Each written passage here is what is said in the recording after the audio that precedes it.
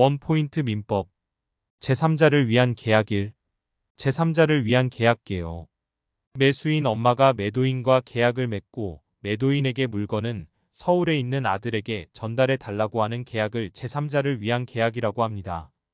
조문을 보면 민법 제539조 1항 계약에 의하여 당사자 일방이 즉 엄마가 제3자에게 즉 아들에게 이행할 것을 약정한 때에는 그 제3자는 즉 아들은 채무자에게 직접 그 이행을 청구할 수 있다.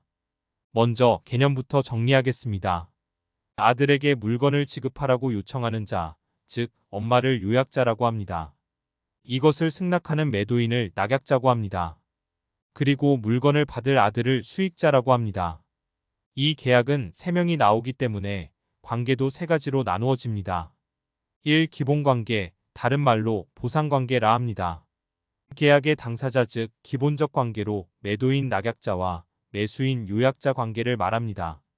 이 보상관계는 모든 계약 법률 조항에 적용을 받으며 따라서 무효, 취소, 해제 등 모두 적용을 받습니다.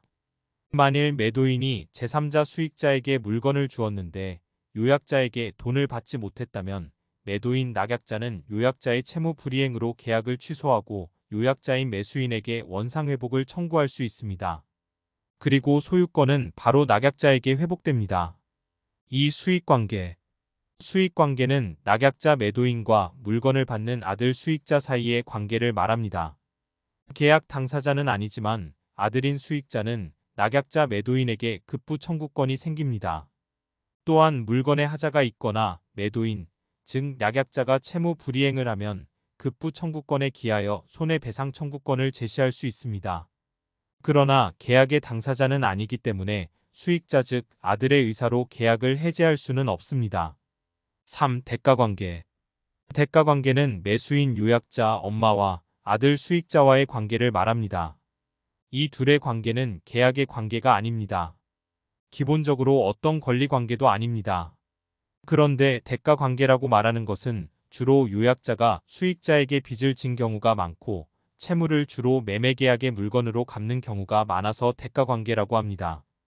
대가관계가 무효되더라도 본 계약에는 아무런 영향을 주지 않습니다. 이 관계는 제3자를 위한 계약에서 어떤 권리관계도 아니기 때문입니다. 4. 제3자 즉 아들 수익자의 권리. 제539조에 따라 아들은 수익자가 낙약자에게 수익할, 다른 말로 받을 의사를 표시해야만 급부 청구권이 생깁니다. 수익자가 급부 청구권이 생긴 후에는 계약 당사자, 즉 요약자와 낙약자는 이것을 바꿀 수 없습니다. 법 조문 보겠습니다. 제539조 제3자를 위한 계약. 2항 전항의 경우에 제3자의 권리는 그 제3자가 채무자에 대하여 계약의 이익을 받을 의사를 표시한 때에 생긴다. 제541조 제3자의 권리의 확정. 제539조의 규정에 의하여 제3자의 권리가 생긴 후에는 당사자는 이를 변경 또는 소멸시키지 못한다.